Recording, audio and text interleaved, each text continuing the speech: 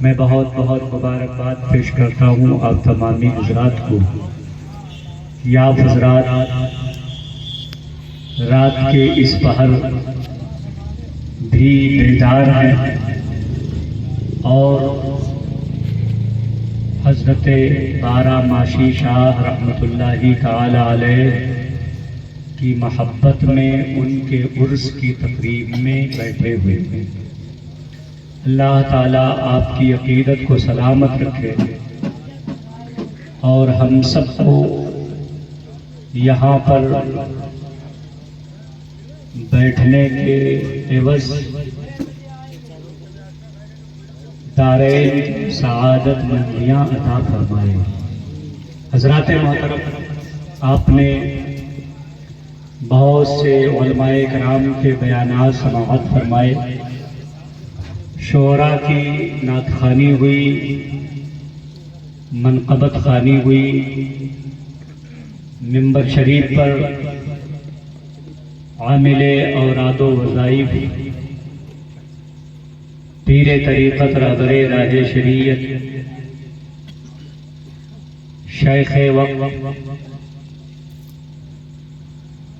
درویش زمانہ صوفی باصفا حضرت علامہ و مولانا عبدالوحید صاحب قبلہ تشریف فرما ہے اور بلبل شیریں انداز طوطیے نغمہ نواز آپ کے خطیب و امام حضرت حافظ و قاری شاہد رضا نوری صاحب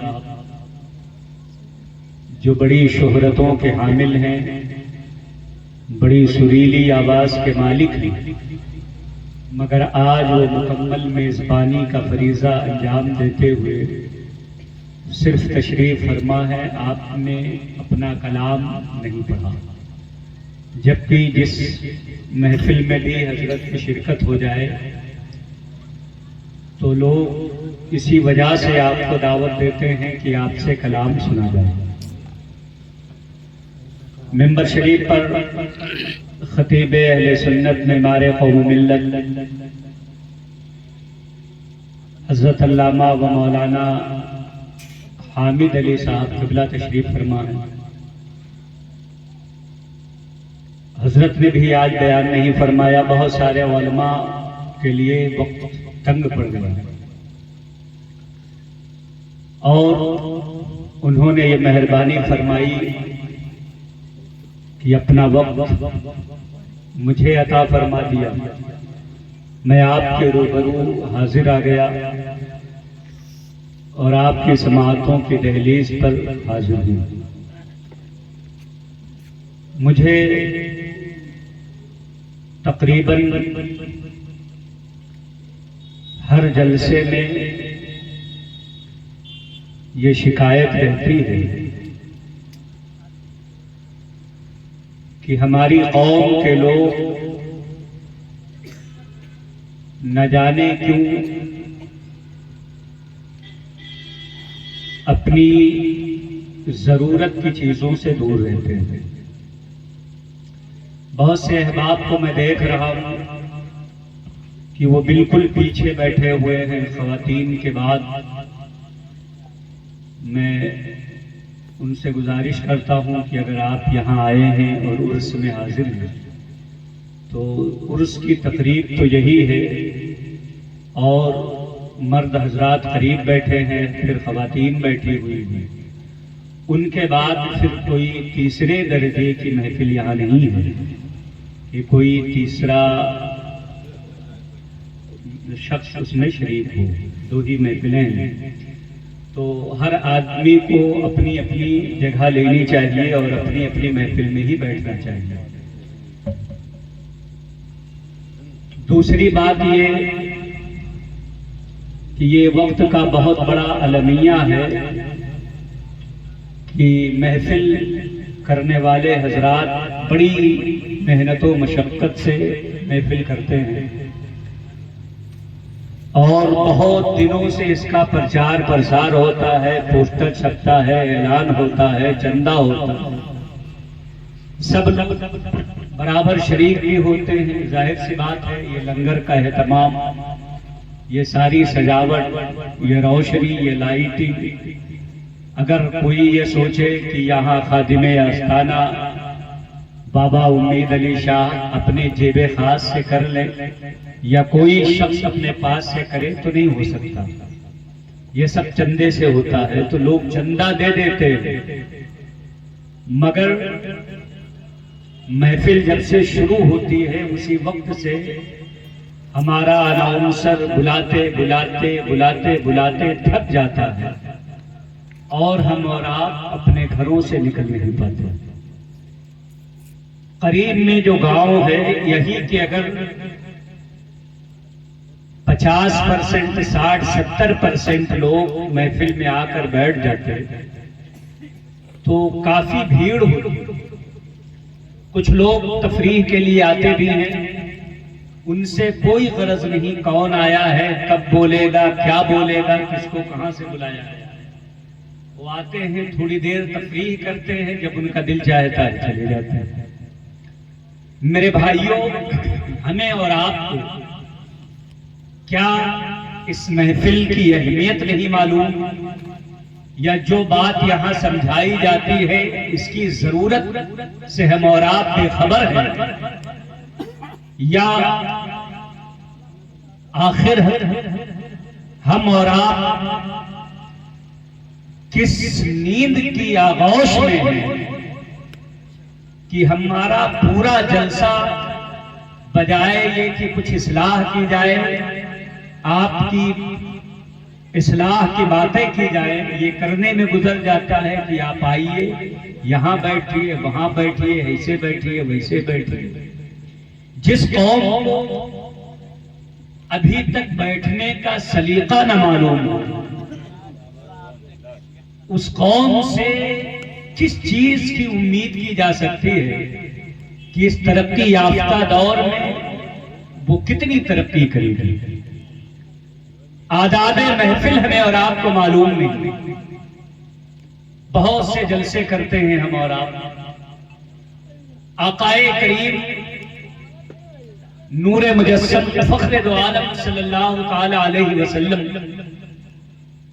کی محفل میں بیٹھنے کے آداب میں یہ بھی ہے کہ جو شخص آئے وہ محفل میں آگے بیٹھے، بعد میں آنے والا گردنیں نہ فرلانگے، جہاں جگہ خالی ہو وہ ادب سے بیٹھ جائے، پھر جو جیسے آئے ترتیب سے بیٹھتا رہے. یہ بیٹھنے کے آداب ہیں. ہم اور آپ ادھر سرکیے، ادھر بیٹھیے، اس کرسی پر بھر لیجیے، وہ کرسی پر کر لیجیے. اور آداب محفل سے یہ بھی ہے کہ جب تک محفل قائم رہے کوئی آدمی اٹھ کر نہ جائے. آداب محفل سے یہ بھی ہے جب تک محفل چلے سب لوگ بیٹھے رہیں، مگر ہمیں اور آپ کو کوئی پرواہ ہی نہیں کہاں بیٹھنا ہے، کیسے بیٹھنا ہے، کب آنا ہے، کب جانا ہے، یہی نہیں معلوم، اور محفلوں سے دور بھاگتے ہیں. میرے بھائیوں، یہاں دین کی بات ہوتی ہے. الحمدللہ ہم سب مسلمان ہیں. یہاں جو بھی عالم مائک پر بولتا ہے وہ اپنے گھر کی بات نہیں بتاتا بلکہ وہ شریعت کی بات بتاتا ہے، وہ نبی کی بات بتاتا ہے، وہ قرآن و حدیث کی بات بتاتا ہے. وہ اپنا علم آپ کے سامنے رکھتا ہے، جتنا اس نے پڑھا ہے اس کا ماحصل، اس کا نچوڑ، جو اس نے تجربہ کیا ہے 10 سال کا، اس کا پڑھنا، اساتذہ کی خدمت، اساتذہ کی محنت، کتابوں کا مطالعہ، اور 10-15 سال کا مشاہدہ اور تجربہ، تقریباً 20-25 سال کی محنت لے کر کے وہ آپ کے سامنے گفتگو کرتا ہے اور بات وہ بتاتا ہے جو آپ کو آسانی سے مل جائے، آپ کے فائدے کی ہو، مگر آپ اپنے فائدے کی بات سننے کے لیے تیار نہیں. بہت زیادہ بلانا پڑتا ہے، بڑی مشکل سے لوگ آتے ہیں، چاروں ناچار بیٹھتے ہیں، اٹھتے رہتے ہیں، محفل میں دل نہیں لگتا۔ میرے بھائیوں، یہ ہماری اور آپ کی بہت بڑی حرمہ نصیبی ہے کہ ایسی محفلوں میں ہم اور آپ بیٹھنے سے محروم رہتے ہیں۔ اس محفل میں بیٹھنے سے آپ کو ثواب بھی ملے گا، آپ کی تربیت بھی ہوگی، مذہب کے بارے میں جانکاری بھی ہوگی۔ ہماری قوم کے وہ لوگ جنہیں وضو کرنے کا ڈھنگ نہیں معلوم، غسل کرنے کا طریقہ نہیں معلوم، روزمرہ کے ضروری مسائل نہیں جانتے ہیں، وہ بھی ایسی محفلوں میں بیٹھنے سے بھاگتے ہیں یا بیٹھنے سے گریز کرتے ہیں۔ انہیں اس محفلوں میں بیٹھ کر علماء سے دین سیکھنا چاہیے۔ بتائیے آپ کو دین کہاں ملے گا؟ دین کی باتیں آپ کو کہاں ملیں گی؟ آپ جلسوں میں بھی نہیں جائیں گے۔ اگر جلسے ہوں گے، باہر کے علماء بلائے جائیں گے، ماہر خطبہ بلائے جائیں گے، بڑے بڑے ادیب بلائے جائیں، بڑے بڑے علماء بلائے جائیں، صوفیہ بلائے جائیں، اور اس کا آپ کو ذرہ برابر احساس بھی نہ ہو، آپ اپنے گھروں میں پڑے رہیں، محفلوں میں نہ آئیں، علماء کی محفل اور انجمن میں نہ آئیں، آپ ایسی محفلوں میں بیٹھے نہ، تو میں پوچھنا چاہتا ہوں کہ آپ مسلمان ہیں، آپ مصطفیٰ جان رحمت کے ماننے والے ہیں، آپ دیندار لوگ ہیں، آپ مجھے جواب دیں کہ آپ دین کہاں سے سیکھیں گے؟ نہ آپ نے اپنا گھرانہ دینی پایا ہے، نہ ماحول دینی پایا ہے، نہ کلچر مذہبی ملا ہے، نہ آس پاس کا ماحول مذہبی اور اسلامی ہے، نہ آپ مدرسوں میں گئے ہیں، نہ آپ علماء کی انجمنوں میں بیٹھتے ہیں۔ بتائیے آپ دین کہاں سے سیکھیں گے؟ دین سیکھنے کا یہ واحد طریقہ ہے کہ نائبین مصطفیٰ کے پاس بیٹھا کریں، رسول اللہ کے نائبوں کی محفلوں میں جایا کریں۔ صحابہ کرام اپنی ضروریات زندگی سے تھوڑا سا بھی وقت زیادہ پاتے تھے تو وہ فوراً بارگاہ مصطفیٰ میں پہنچ جاتے تھے، نبی کی انجمن میں پہنچ جاتے تھے، میرے آقا کے پاس پہنچ جاتے تھے، اور پھر وہاں پہنچنے کے بعد مکمل توجہ حضور کی طرف، اپنی سماعت رسول اللہ کی طرف، میرے آقا جو فرماتے تھے اسے غور سے سنتے تھے۔ صحابہ رسول اللہ کی محفل میں بیٹھے بیٹھے، میرے نبی کے پاس بیٹھے بیٹھے، نہ وہ کسی مدرسے میں گئے، نہ انہوں نے اسپیشل کسی کو اپنا استاذ بنایا، نہ باضابطہ طور پر انہوں نے کتابیں پڑھی، نہ انہیں درس دیا گیا۔ میرے آقا صلی اللہ تعالی علیہ وسلم کے پاس آپ کی صحبت میں بیٹھنے کا یہ اثر ہوا کہ کوئی محدث بنا، کوئی مفسر بنا، کوئی بہت بڑا مفتی بنا، اور ہر ایک صحابی ہمارے آپ کے لیے نشان راہ اور نشان منزل بن گئے۔ میرے بھائیوں، آپ نے مدرسہ کا رخ نہیں کیا، مدرسہ آپ نہیں گئے ہیں، آپ نے موٹی موٹی کتابیں نہیں پڑھی ہیں، آپ نے حدیثوں کی کتابیں نہیں پڑھی ہیں، آپ نے عربی کے گرامرز نہیں پڑھے ہیں، آپ نے تفسیر کی کتابیں نہیں پڑھی ہیں، آپ کو بھی دین سیکھنے کی ضرورت ہے۔ ان علماء نے مدرسہ جا کر کے کتابیں پڑھ کر سیکھا، آپ کو بھی سیکھنے کی ضرورت ہے۔ آپ کہاں سے سیکھیں گے؟ بتائیے، آپ سوچئے، آپ کو دین ان محفلوں سے ملے، ایسی تقریب میں آپ کی شرکت وہ آپ کے لیے فائدہ مند ہوتی ہے۔ اتنی فائدہ مند محفل میں آپ کو بار بار بلایا جائے، بار بار آپ کو تاکید کی جائے، دعوت دیا جائے، اور آپ یہاں آ جائیں تو آپ کو رات بھر بیٹھنے کا طریقہ بتایا جائے۔ یہ ہماری اور آپ کی قوم ہے۔ آج ہم اور آپ کس سبو حالی کے دور سے گزر رہے ہیں؟ حضرات محترم، بار بار آپ سے کچھ کہا جاتا ہے مگر توجہ نہیں ہوتی ہے۔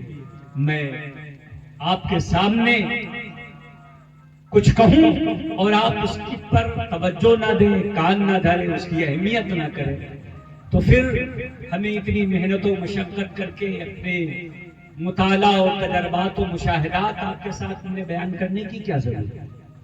ہم اگر یہ کہیں کہ آپ بیچ میں کرسی نہ خالی رکھیں، سب لوگ مل کر بیٹھ گئے، تو جو میری یہ بات نہ مانے وہ میری یہ بات کیسے مانے گا کہ میں کہوں کہ آپ کل سے پابندی نماز کی شروع کر دینا، جھوٹ نہ بولنا، سود نہ کھانا، لوگوں کو ستانا نہیں، جھگڑا لڑائی نہ کرنا، مل جل کر رہنا، ایک دوسرے کا احترام کرنا، ایک دوسرے سے سلیقے سے پیش آنا، ایک دوسرے کا خیال کرنا۔ میں کیسے امید کر لوں کہ 1 گھنٹہ میں آپ کے سامنے تقریر کروں گا اور میری 1 گھنٹہ کی ساری گفتگو آپ کے دل میں اثر کر جائے گی اور کل سے آپ اس پر عمل شروع کر دیں۔ عمل تو سامنے دکھتا ہے۔ جو قوم کے لوگ اپنے علماء کی اتنی بات نہ مانتے ہو کہ سب لوگ مل کر کے بیٹھ جاؤ، گیپ نہ کرو، بیچ میں کنارے نہ بیٹھو، آ کر کے سامنے بیٹھ جاؤ، پیچھے نہ بیٹھو۔ بہت بات ہمارے علماء نے کہ آپ محفل میں آئے ہیں، جاگ ہی رہے ہیں۔ حضرت بارہ ماشی شاہ رحمت اللہ تعالی علیہ کی محبت میں آپ سرشار ہیں اور اپنے آپ کو یہ کہتے ہیں کہ ہم نعرہ تکبیر، نعرہ تکبیر، نعرہ رسالت، نعرہ رسالت، نعرہ تکبیر۔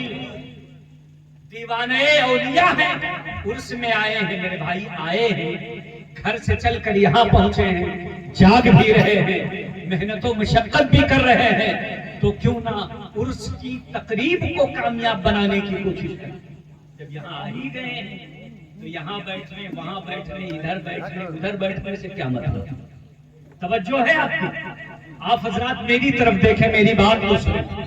میں تھوڑی دیر چند باتیں آپ کے سامنے عرض کروں گا اور اس کے بعد انشاءاللہ میں رخصت ہو جاؤں گا۔ یہ علماء کرام آپ کے سامنے آئیں گے۔ کبھی کبھی ایسی محفلیں ہوتی ہیں، اگر رات بھر بھی، چونکہ یہ جلسے دن میں بھی رکھے جا سکتے ہیں، مگر آپ کی رعایت کی وجہ سے کہ آپ کو کام نہ ہو، دن میں ہر آدمی اپنے معاش کی فکر میں لگا ہوتا ہے، اپنے بال بچوں کے لیے روزی روٹی کماتا ہے، کوئی دکان میں ہوتا ہے، کوئی مکان میں ہوتا ہے، کوئی کھیت میں ہوتا ہے، کوئی کھلیہان میں ہوتا ہے، اس لیے رات میں جلسے نہیں رکھے جاتے، خالی وقت میں جلسے رکھا جاتا ہے تاکہ آپ آئیں، آپ کو کوئی ڈسٹرب نہ ہو۔ تھوڑی دیر اگر آپ جاگ لیں، ویسے 11-12 بجے تک تو ہر آدمی جاگتا ہی، اگر کبھی مہینے میں، سال میں یا سال میں 2-4 مرتبہ جلسہ رکھ دیا گیا، تھوڑا زیادہ ہی جاگنا پڑے تو آپ بہت جاگتے ہیں اپنے کام کے لیے، اپنی ضرورت کے لیے، کبھی کبھی آخرت کے لیے جاگنا پڑے تو جاگ لیا کریں۔ ذرا بولے سبحان اللہ۔ تھوڑی مشقت جھیل لیا کریں مگر اس سے آخرت سنوار لیا کریں۔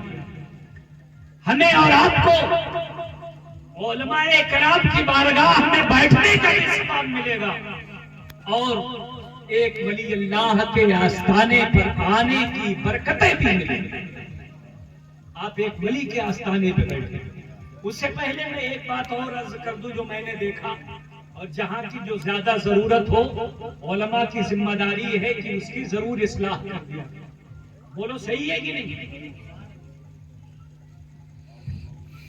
آپ لوگ توجہ سے سن رہے ہیں سب لوگ؟ یہ ہے عیدگاہ۔ کیا ہے؟ عیدگاہ ہے کہ نہیں؟ ہمارے اور آپ کے بزرگوں نے اسے وقف کیا ہوگا عیدگاہ کے نام پر، بولو ہے کہ نہیں؟ اسے عیدگاہ بنایا تو عیدگاہ اس کو کہتے ہیں جہاں نعرہ تکبیر، نعرہ تکبیر، نعرہ رسالت، حضور مفتی صاحب قبلہ، حضور مفتی صاحب قبلہ، نعرہ تکبیر، حضور صوفی عبدالوحید صاحب قبلہ، صوفی عبدالوحید صاحب قبلہ، نعرہ تکبیر، نعرہ رسالت، حضرت علامہ زاہد رضا صاحب قبلہ، حضرت علامہ زاہد رضا صاحب قبلہ، نعرہ تکبیر۔ ماشاءاللہ ماشاءاللہ سبحان بچوں ہے سب لوگ سن رہے ہیں؟ یہ کیا ہے؟ عیدگاہ میں عیدین کی نماز ادا کی۔ حضرت تشریف فرما ہے، علامہ زاہد علی صاحب قبلہ تشریف فرما ہے، شاہد علی صاحب قبلہ تشریف فرما ہے، قاری شاہد حضرت تشریف فرما ہے، علامہ حامد رضا صاحب۔ میں قاعدے سے نام سے واقف نہیں ہوں ان علماء کے۔ تو عیدگاہ اور مسجد دونوں کا حکم ایک ہوتا ہے، دونوں کے مسائل ایک ہیں، جیسے عقیقہ اور قربانی کے مسائل ہیں، ایسے ہی مسجد اور عیدگاہ کے مسائل ایک ہیں۔ ہم نے دیکھا بڑے دھڑلے سے لوگ جوتا چپل پہن کر کے جو دیکھو سڑپڑ آتا جاتا ہے۔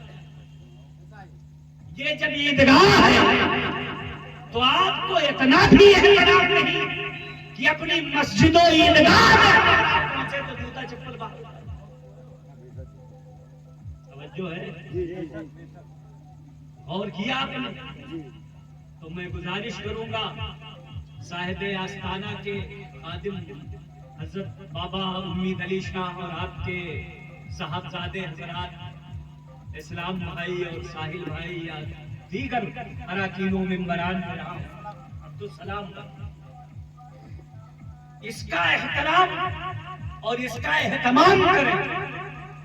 مدرسے کا اگر یہ راستہ نکالنا ہی ہے تو جوتا چپل باہر نکلے، اور اگر آنا جانا ہے تو ادھر سے آئے جائیں۔ بتائیے ہم اور آپ شاعر اللہ کا احترام نہیں کریں گے، مذہب اسلام کے جو شاعر ہیں، تو کون اس کا احترام کرے گا؟ ہمارے اور آپ کے ملک میں مذہب اسلام کے شاعر ہیں، یہ مسجدیں ہیں، عیدگاہ ہے، خانقاہیں ہیں، مدارس ہیں، یہ سب شاعر اللہ ہیں۔ اور اللہ فرماتا ہے وَمَن يُعَظِّمْ شَعَائِرَ اللَّهِ فَإِنَّهَا مِن تَقْوَى الْقُلُوبِ، جو آدمی شاعر اللہ کا احترام کرتا ہے وہ آدمی متقی اور پرہیزگار ہوتا ہے۔ آپ جتنے لوگ بھی یہاں سے گزریں وہ جوتا چپل عیدگاہ میں لے کر کے نہ جائیں، آپ نکال کر ہاتھ میں لے لیجئے۔ ہر جگہ میں نے پہلی بار یہاں پر اس طرح دیکھا ہے کہ عیدگاہ کے گراؤنڈ میں لوگ جوتا پہن کر کے جاتے ہیں، ورنہ میں جہاں کہیں بھی گیا تو ہم نے دیکھا کہ ایک ہی مسجد ہو یا عیدگاہ، دروازے پہ جوتا چپل اتار دیا جاتا ہے۔ آدمی کو اگر مجبوراً لے کر جانا بھی ہو تو جوتا چپل ہاتھ میں لے کر کے آدمی جاتا ہے، اور یہ احتراماً جوتا چپل پہن کر نہیں جاتا ہے۔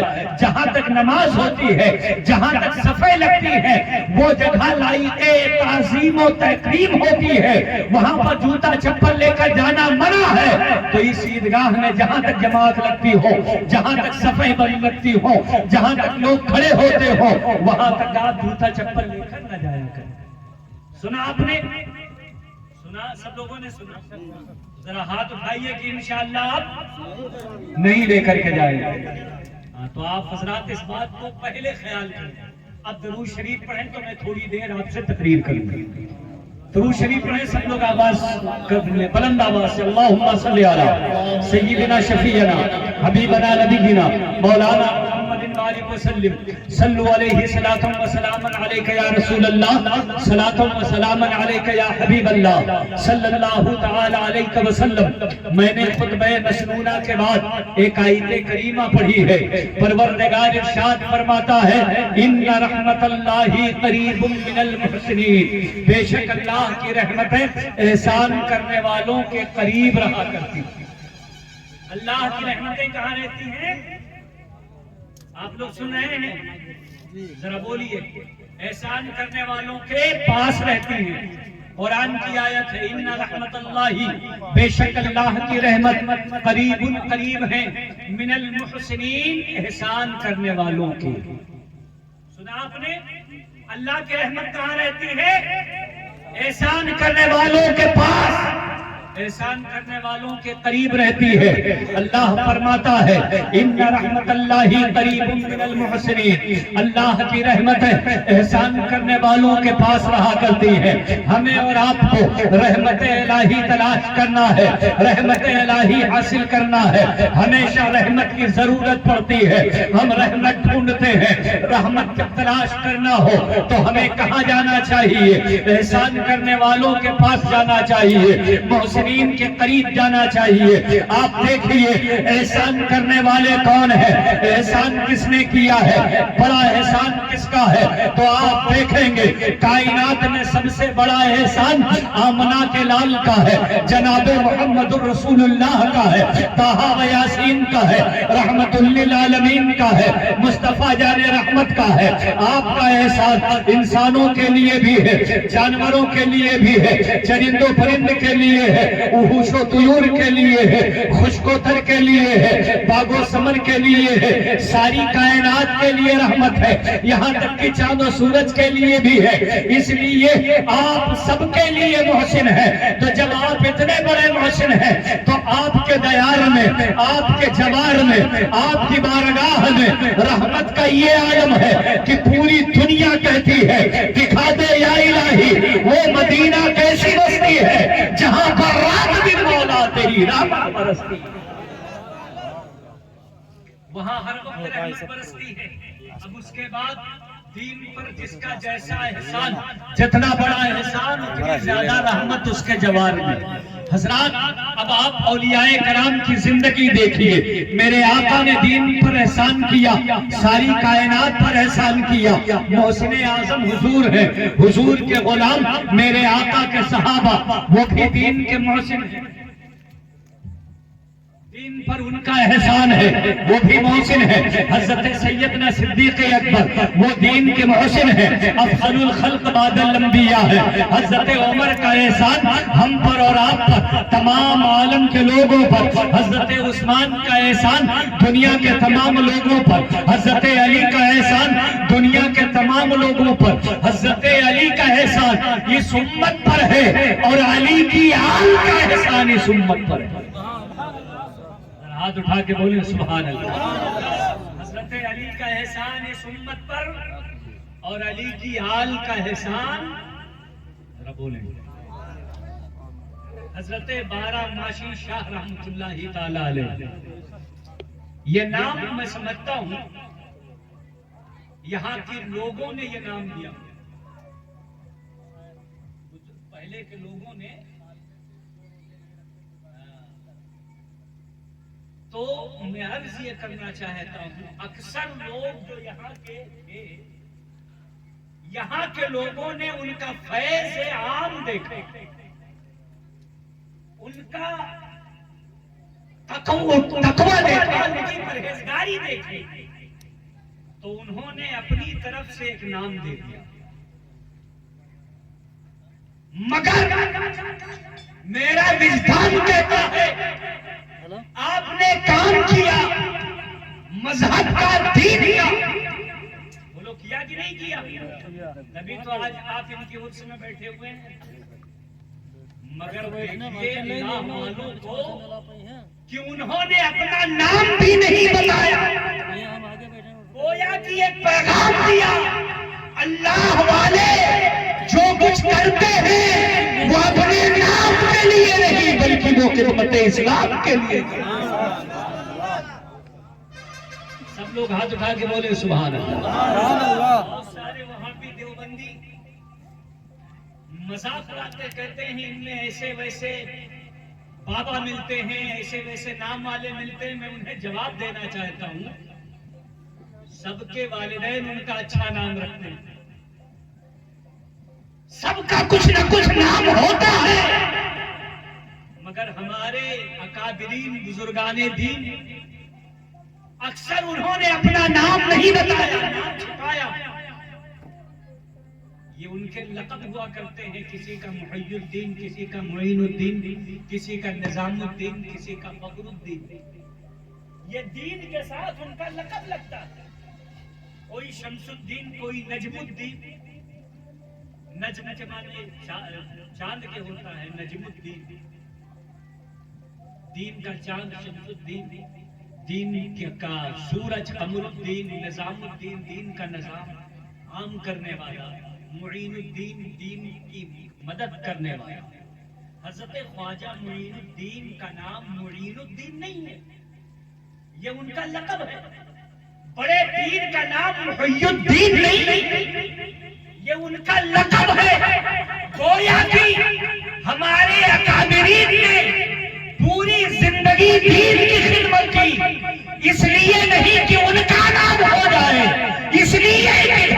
रसूल अल्लाह का नाम पहुंचा। उन्होंने दीन की खिदमत की, अपना नाम भी छिपाया, अपने सिलसिले को, अपने नसब को फरोग नहीं दिया। रहता है नाम इल्म से जिंदा हमेशा दाग, औलाद से तो बस यही दो पुश्त चार पुश्त। हम जिस शहर से आते हैं वहां एक अल्लाह के वली शहीद आज़म हिंदुस्तान का आस्थाना है, जिन्हें सैयदे सालार मसूद गाजी कहा जाता है। उनकी जिंदगी हमने पढ़ा, आप सुनेंगे आपको हैरत होगी। 17 साल 11 महीने 23 दिन की उम्र दुनिया में गुजारी, 18 साल पूरा होने में 7 दिन बाकी रह गए। अभी उन्होंने अपनी जिंदगी के 18 साल भी नहीं गुजारे, मगर कमाल कितना किया कि पूरी दुनिया आज उन्हें सलाम करती है। हमारी कौम के लोगों से, नौजवानों से, बच्चों से अगर कहा जाए कि आप बेटा बालिग हो गए हो, समझदार हो गए हो, अहकाम शरा की पाबंदी करो, दुनिया में अपना वक्त जाया ना करो, इधर उधर की बातों में अपनी जिंदगी खराब ना करो, शरीयत के मुकल्लफ हो गए हो, बड़े हो गए, समझदारी आ गई, शरीयत ने आपको मुखातब कर दिया। अब आप अपना टाइम गुजारो, दुनिया में रहो तो अपने वक्त को कारामत बनाओ, काम ऐसा करो, फजूल वक्त बर्बाद मत करो। दुनिया में एक एक लम्हा आप अपना कारामत बनाओ। तज़िये औकात करना लहवो लड़ीब ये हराम है। हमारी कौम के नौजवान लूडो खेलते बैठे,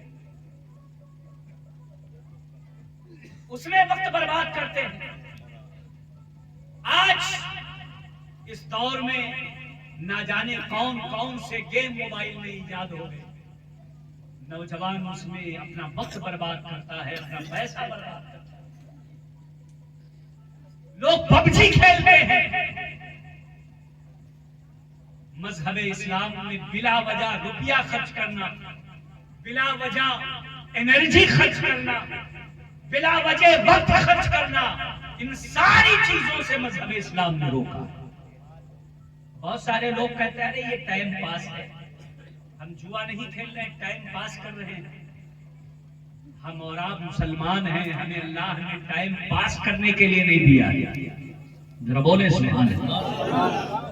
एक एक लम्हा कीमती, एक एक वक्त हमारे और आपके लिए अहमियत का हामिल है। हम अपने वक्त को बर्बाद ना करें। मैं पूछना चाहता हूं, जो टाइम आप हुजूर समझ रहे हो, जिस वक्त को आप हुजूर समझ करके जाया कर रहे हो, जिसे आप पास कर रहे हो, इस वक्त को खरीदने के लिए, बढ़ाने के लिए आपसे कहा जाए कि आप पैसे से वक्त खरीद लो, आप वक्त को रोक दो। अभी एक आदमी है जो गोंडा जा रहा है, गोंडा जाने के लिए गोंडा से उसे ट्रेन पकड़ना है, 10 मिनट का वक्त उसे तंग पड़ गया है। 10 मिनट में उसकी ट्रेन छूट जाएगी या 1 मिनट भी वो स्टेशन पर पहुंचा है, अपना सामान लेकर के ट्रेन में दाखिल नहीं हो पाया, वो ट्रेन बॉम्बे जाने के लिए छूट गई। आप उससे पूछिए वक्त की क्या अहमियत है, वक्त की क्या कीमत है, वक्त कितना अहम है, एक एक लम्हा उसके लिए कितना भारी है। हजरात मोहतरम, अगर सेकंड की अहमियत मालूम करना हो तो आप रास्ता चलते हुए सेकंड की अहमियत उससे पूछो जो आदमी एक सेकंड उसके लिए भारी पड़ गया और वो गाड़ी से टकरा गया और टकरा करके उसने अपना जाने आखिरी के हवाले कर दी। अगर एक सेकंड का उसे मौका मिला होता, एक सेकंड की उसे मोहलत मिली होती, वो अपनी एक सेकंड में गाड़ी आखिर मोड़ लेता और बाल बच जाता। उससे पूछो सेकंड कितना अहम होता है। उसे एक सेकंड खरीदने के लिए अगर वो पैसा खर्च करे, क्या कहीं से वो सेकंड खरीद सकता है कि वो लम्हा एक सेकंड बच जाए और पलक झपकते हुए जो हादसा हुआ था वो हादसा टल जाए। मेरे भाइयों, आप वक्त जाया करते हो। इस दुनिया में अल्लाह ने आपको वक्त दिया है, ہے ابھی بہت ہی چھوٹا ہے مگر اس کا دنیا سے وقت ختم ہو گیا. کوئی ڈاکٹر اس کا وقت بڑھا نہیں پاتا ہے. کتنا بھی پیسہ دو کسی اسپتال والے کوئی یہ ذمہ داری نہیں لیتے ہیں کہ ایک ہفتہ میں اس کی زندگی بڑھا دوں گا، اس لیے کہ ابھی بہت چھوٹا ہے، ابھی بچہ ہے، ابھی اس نے دنیا نہیں دیکھی ہے. حضرات محترم ایک دن کی قیمت ان سے پوچھو. ابھی حال فی الحال میں نے 2-3 واقعات ایسے دیکھے. رشیا ہمارے بہرائچ میں پڑتا ہے، مولانا عبدالسمیع صاحب کا بھانجا، اس کا نکاح تھا، پورے باراتی ساتھ میں تھے، بارات پورے اہتمام کے ساتھ پہنچ گئی. وہ دولہا اسٹیج پر بیٹھا ہوا تھا، قاضی صاحب رجسٹر لے کر کے آئے. دولہا نے ان سے کہا کہ جلدی سے نکاح پڑھا دیجیے، ادھر رجسٹر بھرا جا رہا ہے. اچانک اسے گھبراہٹ ہوئی، اسٹیج پر وہ دولہا لیٹ گیا.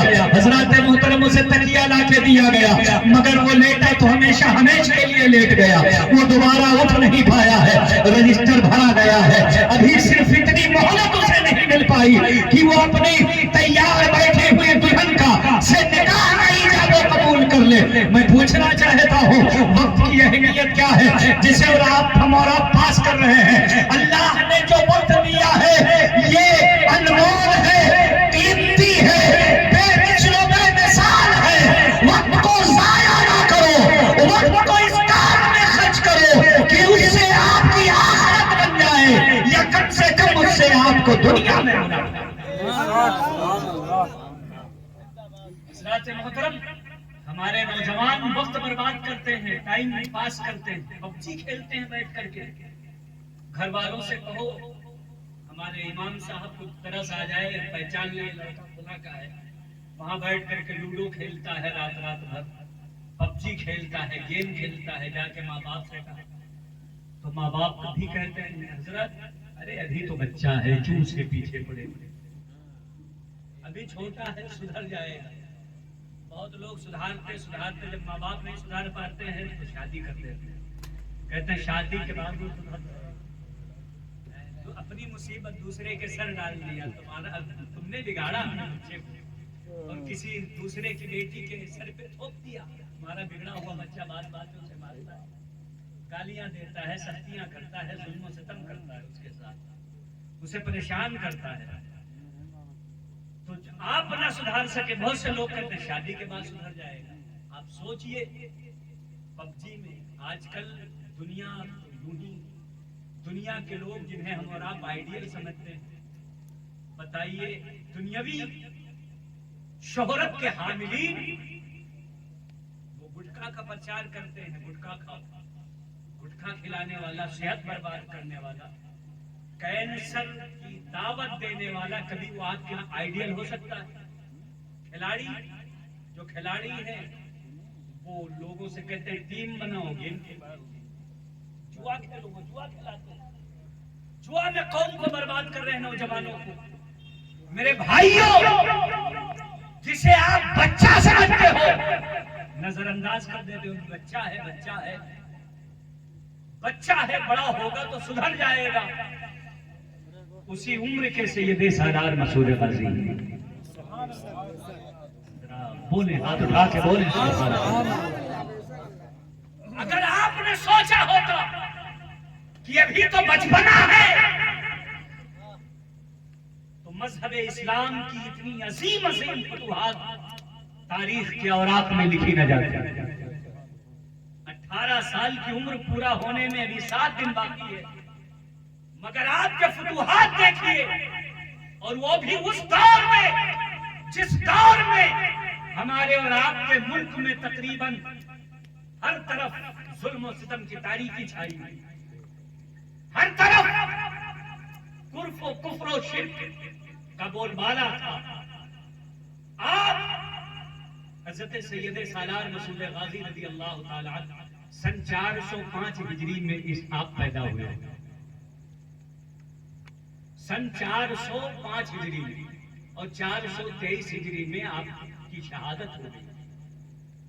اس بیچ سید سالار مسعود غازی کی خدمات دیکھیں تو پورا ہندوستان چلے جاؤ، ایک ایک علاقے میں سید سالار مسعود غازی کی خدمتیں نظر آئیں.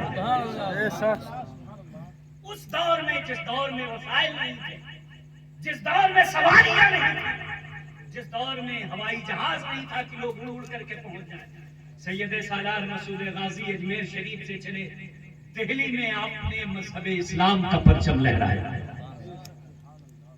آج بھی دہلی کے لوگ سید سالار مسعود غازی کو خراج عقیدت پیش کرتے ہیں۔ آپ وہاں سے آئے، سنبھل میں آپ نے مذہب اسلام کے فتوحات کے پرچم لہرائے، آپ نے بارہ بنکی میں دین کا پرچار کیا، آپ نے سرزمین بہرائچ میں مذہب اسلام کا جھنڈا لہرایا، اور اسی کو آپ نے ہمیشہ کے لیے اپنا قیام گاہ منتخب کروایا۔ بہرائچ میں تشریف فرما ہے، مگر صرف اتنی دور ہی میں ان کی خدمات نہیں ہے، آپ نے ٹیم گٹھت کی، اپنے خدام کو پورے ہندوستان، جو پورا ہندوستان جب بٹا نہیں تھا، دیگر ممالک بھی اس میں شامل تھے، آپ نے ٹیم بنائی، آپ نے اپنے نمائندے بھیجے، کسی کو بنارس بھیجا، کسی کو کانپور بھیجا، کسی کو کہیں بھیجا۔ آج گونڈا ہے، وہ بھی حضرت سید سالار مسعود غازی کے انوار و تجلیات سے جگمگا رہا ہے۔ آپ جگہ جگہ سید سالار مسعود غازی کے خدمت کے نشان پائیں گے۔ آپ پورب سائیڈ میں بڑھتے چلے جائیں، آج بھی سید سالار مسعود غازی کے دیوانے پائے جاتے ہیں، ہر طرف سید سالار کا ڈنکا بج رہا ہے، ان کی دھوم مچی ہوئی ہے۔ آخر یہ 18 سال کا نوجوان، اس کے نام کی اتنی دھوم کیوں ہے؟ اس کے نام کا ڈنکا کیوں بج رہا ہے؟ آخر لوگ اسے کیوں یاد کر رہے ہیں؟ 1000 سال گزر گئے ہیں مگر ان کی بارگاہ میں خراج عقیدت پیش کر رہے ہیں، تو وجہ یہ ہے کہ انہوں نے جو کچھ کیا ہے وہ اپنے نام کے لیے نہیں بلکہ مذہب اسلام کے لیے کیا ہے، دین کے لیے کیا ہے، مصطفیٰ کے لیے کیا ہے، قرآن کے لیے کیا ہے، نماز کو پہنچانے کے لیے کیا ہے۔ تو جب تک دنیا میں توحید کے ماننے والے رہیں گے، سید سالار کی عظمتوں کا ڈنکا بجتا ہے۔ حضرات محترم، تو یہ بزرگان دین ہیں جنہوں نے اپنے نام کے لیے نہیں، اپنے وجود کے لیے نہیں، اپنے تشخص کو باقی رکھنے کے لیے نہیں کیا، اپنا گھر نہیں بنایا، جہاں جہاں ان کا فیضان پہنچا وہاں مسجدیں بنی۔ ذرا سب لوگ بولیں سبحان اللہ۔ بہرائچ شریف 1018 سال ہو گیا شہید ہوئے سید سالار مسعود غازی کو، مگر آپ وہاں جائیں گے تو مسجدیں دکھیں گی، سید سالار مسعود غازی کا گھر نہیں دکھے گا۔ کوئی ایسا محل، کوئی ایسی حویلی، جیسے آپ لکھنؤ جائیے نوابوں کی حویلیاں ملتی، بھلے وہ ویران، جہاں جہاں راجہ لوگ رہتے تھے ان کی حویلیاں ملتی ہیں، بھلے وہ ویران ہوں، ان کے محل کے نشان ملتے ہیں، مگر سید سالار مسعود غازی کے محل کا کوئی نہیں، اس لیے کہ انہوں نے اپنا گھر بنایا ہی۔ یہ فکر لے کر حضرت بارہماشی شاہ یہاں نہیں آئے تھے کہ ہم اپنا گھر بنائیں، انہیں فکر یہ تھی کہ ہمارا گھر بنے یا نہ بنے مسجد ضرور بن جائے۔ تو ان کی چاہت میں یہاں عیدگاہ بنا ہوا ہے، یہاں مدرسہ بنا ہوا ہے، بیت اللہ ہے، بیت رسول اللہ ہے۔ بزرگان دین کی منشا یہی ہوتی تھی، ان کی چاہت یہی ہوتی تھی کہ ہم جہاں پہنچے ہماری نسل آباد ہو یا نہ ہو، دین آباد ہو، مذہب کی تعلیم پہنچ جائے، مذہب کا پیغام پہنچ جائے۔ سید سالار مسعود غازی نے شادی بھی نہیں کی، آپ نے شادی نہیں کی، شادی کرنے سے پہلے پہلے آپ دین کی خدمت کر کے دنیا سے تشریف لے گئے۔ حضرات محترم، تو آپ جس مرد قلندر کے آستانے پر بیٹھے، دنیا نے دیکھا، زمانہ نے دیکھا، اس وصف خاص کی وجہ سے کہ آپ ایام ممنوعہ کے علاوہ ہمیشہ روزہ رکھتے، ہمیشہ۔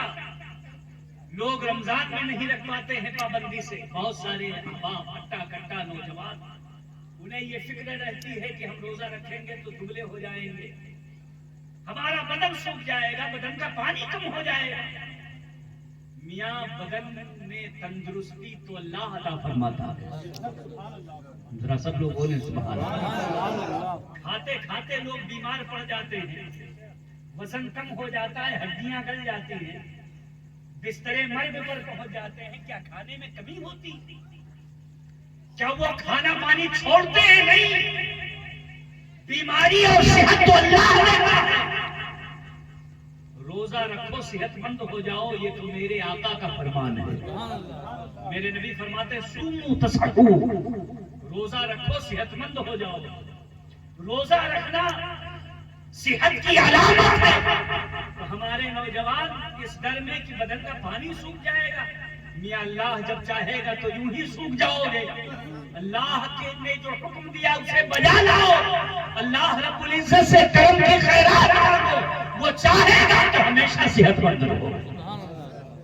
ہمارا نوجوان کہتا ہے بدن کا پانی سوکھ جائے گا, ہم کمزور پڑ جائیں گے. اس لیے کہ کمزور ہو جائیں گے روزہ رکھیں گے. میاں روزہ رکھنے سے کوئی کمزور نہیں ہوتا. حضرت علی, ذرا بولے سبحان اللہ. حضرت علی کے نام پر سب لوگ ہاتھ اٹھا کے بولو سبحان اللہ. حضرت علی رضی اللہ تعالی, ان جیسا کون ہے بہادر, ان جیسا قوی طاقتور مضبوط کون ہے جسے اللہ کا شیر کہا جاتا ہو, جو صد اللہ ہو, جن کے تعلق سے یہ کہا جائے شاہ مردہ شیر یزداں قوت پروردگار, لا فتح الا علی, لا سیف الا ذوالفقار. وہ علی رضی اللہ تعالی عنہ آپ فرماتے ہیں کہ مجھے گرمی کے روزے بہت پسند ہیں. فرمایا حبب الی ثلاث, مجھے 3 چیزیں بہت محبوب ہیں. الضرب بالسیف, ہمیں میدان جنگ میں مذہب اسلام کی حمایت میں تلوار چلانا بہت پسند ہے. والصوم فی الصیف, اور گرمی کا روزہ بہت پسند ہے. گرمی ہو, سخت گرمی پڑ رہی ہو, جیٹھ بیساکھ ہو, آپ فرماتے اس میں روزہ رکھنا حضرت علی فرماتے بہت پسند ہے. یہ نہیں فرمایا کہ جب اس میں رمضان پڑتا تبھی روزہ رکھتے ہیں, بلکہ حضرت علی کو گرمی کا روزہ اس قدر پسند تھا کہ گرمی میں آپ نوافل روزے رکھا کرتے تھے. تو اگر گرمی میں اور سخت گرمیوں میں روزہ رکھنے سے کسی کی صحت گھٹتی تو حضرت علی کی صحت گھٹ گئی ہوتی, ان کی طاقت ختم ہو جاتی, وہ ان کی بہادری ختم ہو جاتی. مگر وہ اسد اللہ شیر خدا گرمی میں روزہ رکھتے ہیں, پھر بھی دنیا انہیں شیر خدا کہتی ہے. تمام دشمن طاقتیں آدھی فوج حضرت علی کو روکنے کے لیے لگا دیتی تھی, اور حضرت علی اس بھیڑ میں جاتے تھے اور انہیں بھی فتح کر کے لوٹتے تھے. تلواریں آپ کی طرف چلتی تھی, نیزے اور برچھیاں آتی تھی, آپ کی طرف شمشیریں آتی تھی, مگر عالم یہ ہوتا تھا کہ اعلیٰ حضرت فرماتے ہیں بحر تسلیم علی میدان میں سر جھکے رہتے ہیں تلواروں کے. آپ کو سلامی دینے کے لیے تلواریں دائیں بائیں گرتی ہیں, حضرت علی کی بہادری کی کوئی تاب نہیں لا پاتی. میرے بھائیوں, اس لیے روزہ رکھا کرو, روزے سے گھبراؤ مت. یہ نہ سوچو صحت ختم ہو جائے گی. حضرت بارہ ماشی شاہ رحمت اللہ تعالی علیہ اسی وصف کی وجہ سے انہوں نے اپنے نام کا پرچار نہیں کیا. لوگوں نے کہا یہ تو 12 ماس روزہ رکھتے ہیں اس لیے یہ 12 ماسی بابا ہے کہ نہیں.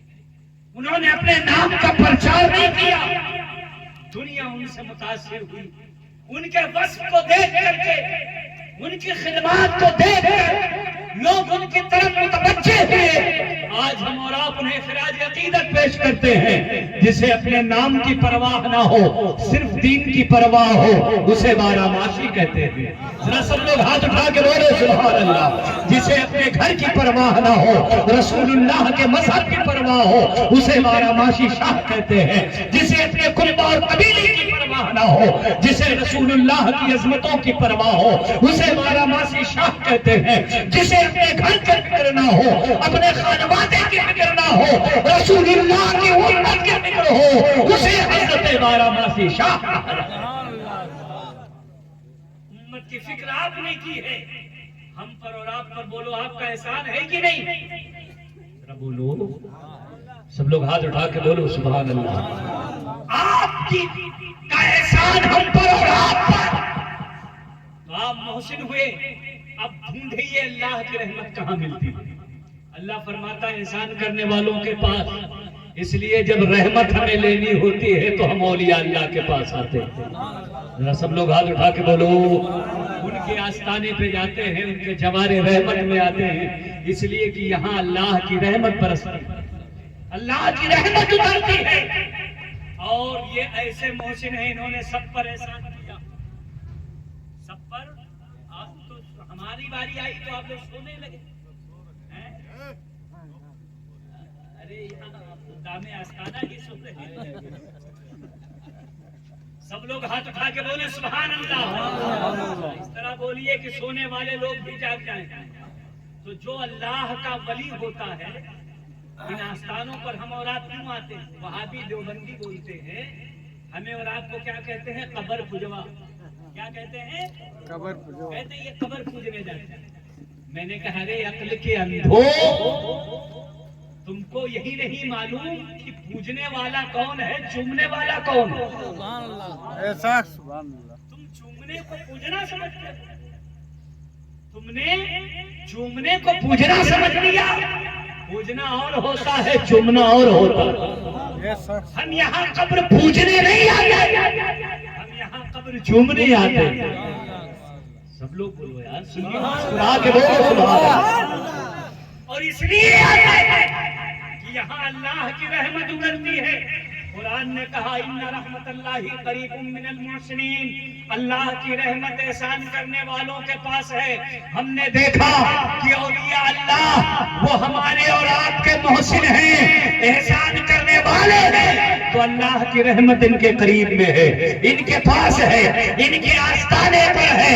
ہم پہنچے، آپ پہنچے، نیکوکار پہنچے، بدکار پہنچے، عبد الرحمان پہنچے، اور یہ جیسے بہت سارے لوگ پہنچے، مگر یہاں اللہ کی رحمت برستی ہے۔ اللہ کے ولیوں کے آستانے پر رحمت اترتی ہے تو یہاں چہرہ نہیں دیکھا جاتا، نام نہیں دیکھا جاتا، شکل نہیں دیکھا جاتا، نقشہ نہیں دیکھا جاتا، قبیلہ نہیں دیکھا جاتا، کنبہ نہیں دیکھا جاتا، بلکہ یہ دیکھا جاتا ہے آیا کہاں ہے، آنے والا کون ہے، یہ نہیں دیکھا جاتا، کہاں آیا ہے یہ دیکھا جاتا ہے۔ جو یہاں پہنچتا ہے تو عالم یہ ہوتا ہے کہ برستا نہیں دیکھ کر ابر رحمت، بدوں پر بھی برسانے والے، برستی ہے تو نیکوں کو بھی ملتی ہے، بدوں کو بھی ملتی ہے، رحمت برستی ہے۔ یہاں کی خاک میں رحمت ہوتی ہے، یہاں کے پانی میں رحمت ہے، یہاں کی گھاس میں رحمت ہے، یہاں کی فضا میں رحمت ہے،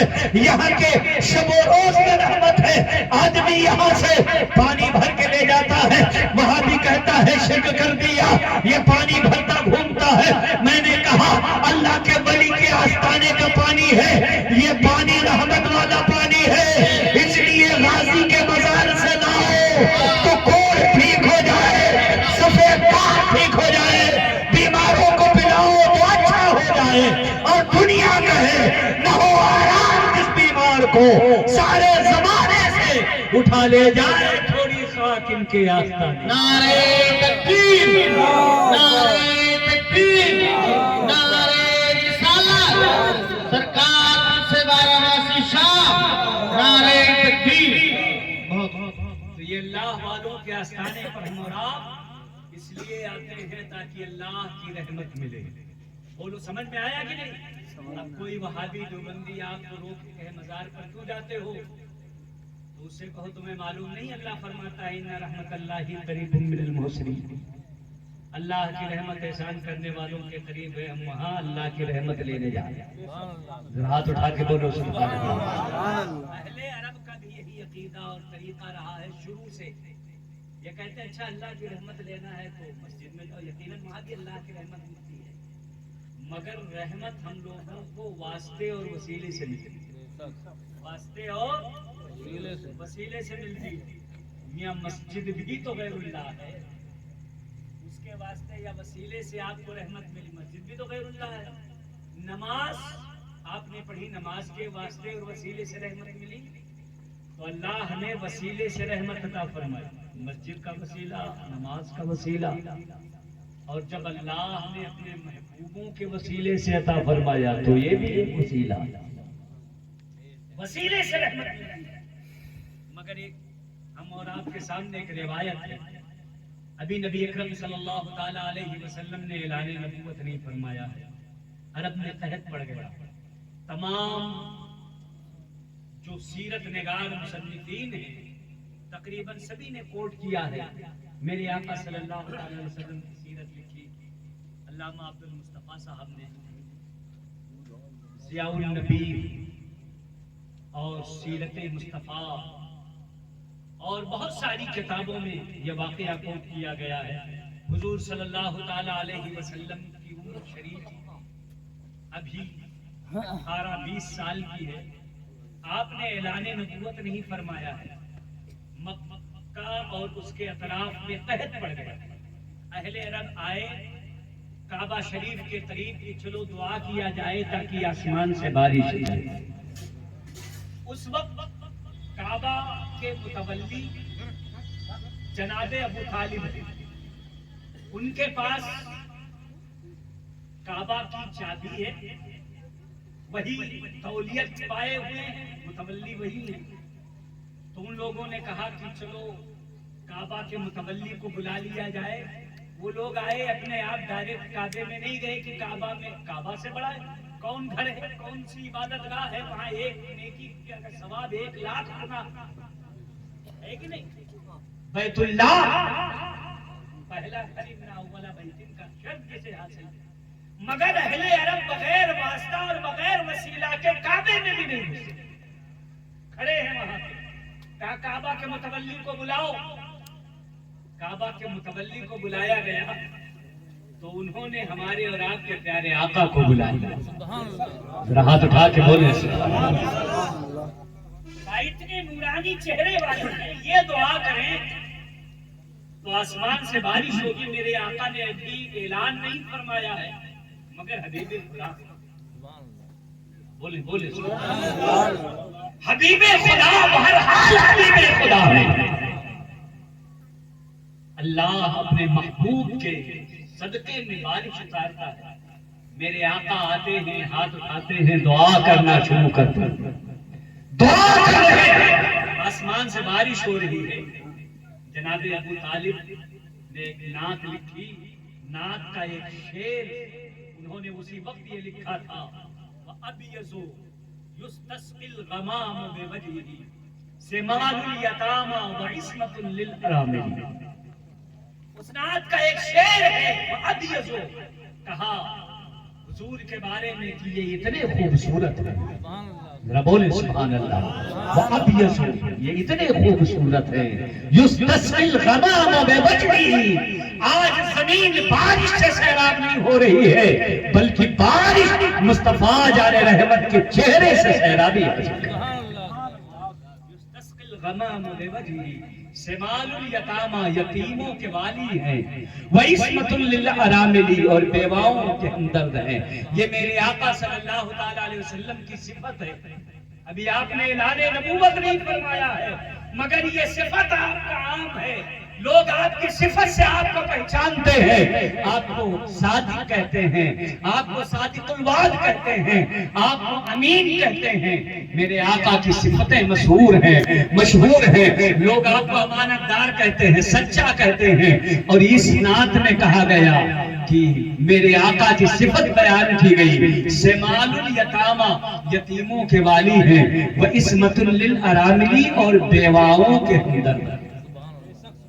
حضرات محترم، یہ حضور کی صفت ہے، تو میرے آقا وہاں دعا کر رہے ہیں۔ میں نے یہ روایت اس لیے کوٹ کی ہے کہ ان وہابیوں دیوبندیوں سے کہو کہ حضور کو چھوڑ کر اہل عرب تو کعبہ میں نہیں جاتے، تم اللہ والوں کو چھوڑ کر مسجد میں جانے کی بات کرتے ہو، میاں وسیلہ چاہتے ہو، رحمت چاہتے ہو، وصل مولا چاہتے ہو تو وسیلہ ڈھونڈ لو، بے وسیلہ نجدیو ہرگز خدا ملتا۔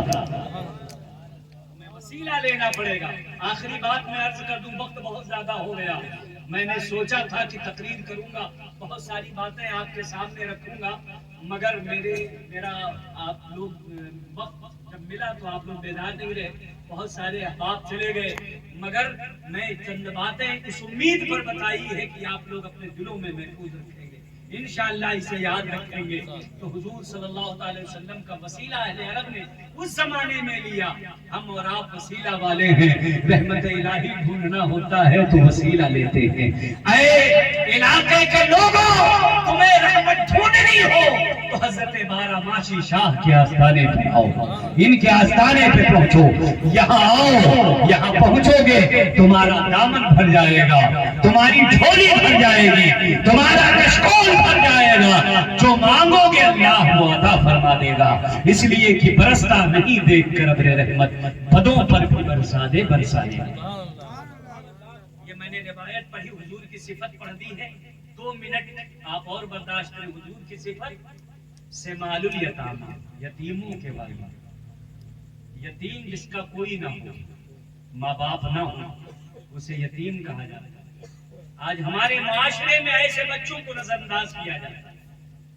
ہماری مائیں بہنیں جن بچوں کی مائیں انتقال کر جاتی ہیں انہیں حقارت کی نظر سے دیکھتے۔ آپ اپنے 10 بچوں کو پیار دیتی ہیں، اپنے بہن بھائیوں کو پیار دیتی ہیں، تو اسی میں ایک یتیم کو بھی شامل کریں۔ ذرا ہاتھ اٹھا کے سب لوگ بولے سبحان اللہ۔ یتیم بچوں سے ہمدردی کریں، ان کے سر پر ہاتھ پھیریں، خاص طور پر وہ ہماری مائیں اور بہنیں جنہیں موقع ملتا ہے وہ یتیم بچوں کی پرورش کا۔ کسی بچے کی ماں کا انتقال ہو گیا، آپ اگر اس کے ماں کے درجے میں ماں بن کر پہنچتی ہیں تو آپ دوہرا سلوک نہ کریں، آپ یہ سوچیں کہ ہمارا جو اپنا سگا بچہ ہے وہ ہمارے کام آئے گا۔ ہم نے بہت سے لوگوں کو دیکھا ہے کہ جو بچے یتیم ہیں انہیں نظر انداز کیا، انہیں بھوکا رکھا، پیاسا رکھا، انہیں پریشان کیا، مارا پیٹا ستایا، کبھی وہ کمزور ہیں مگر یاد رکھو وہ بچے چھوٹے ہیں، وہ کمزور ہیں مگر ان کا رب قوی ہے، ان کا رب تو پورا احکم الحاکمین ہے، پورے کائنات کا مالک ہے، وہ جس نے انہیں پیدا کیا ہے، جس نے انہیں داج یتیمی دیا ہے، وہ پروردگار ذل انتقام ہے۔ آپ ان پر رحم کریں گے، اللہ رب العزت اپنے بندوں کا امتحان لیتا ہے، ایسے بندوں کو دنیا میں بھیج کر کے اگر یتیم بچہ کوئی ملے تو آپ اس کے سر پہ شفقت کا ہاتھ رکھیں۔ حضور صلی اللہ تعالی علیہ وسلم کی یہ عادت مبارکہ تھی، یہ سنت مبارکہ ہے، یہ ہمارے اولیاء کرام اور اسلاف کی زندگی رہی ہے کہ اگر وہ کمزور یتیم بچوں کو دیکھتے تھے جن کا کوئی نہیں ہوتا تھا اس کے مصطفیٰ ہوتے تھے، جس کا کوئی نہیں ہوتا تھا اس کے اولیاء ہوتے تھے، ان پر شفقت کا ہاتھ رکھتے تھے، انہیں سہارا دیتے تھے۔ اس لیے اگر کوئی بچہ یتیم ہو جائے، خاص طور پر ہماری مائیں بہنیں دوہرا سلوک نہ کریں۔ ہم نے دیکھا ہے اپنے بچوں کو بڑا اچھا کھلایا، بڑے لاڈ پیار سے پالا، مگر جب بڑے ہوئے وہ بہویں آئیں تو انہوں نے تعلق ختم کر لیا۔